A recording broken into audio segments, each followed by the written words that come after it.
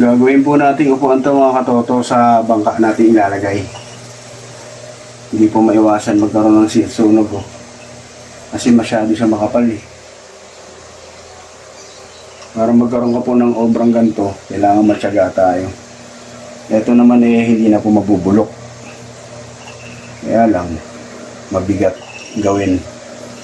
Kailangan mamuhunan po kayo ng tiyaga. Para komportable po tayong umupo.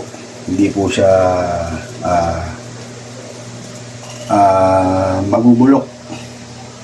Kasi nga, PVC siya. Antayin lang natin lumambot mga katoto. Takaw to sa gas.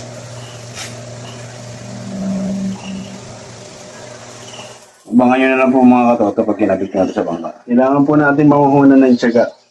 Para magkaroon po tayo ng ganitong obra.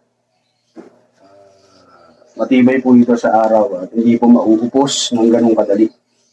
Nang basta-basta. Natin na pong lumambot. Ay ko, mainit. Dulo-dulo, malambot na po. Ay kung gitna na lang. Wala. Tandaan na lang natin. Kasi muna na yung cut.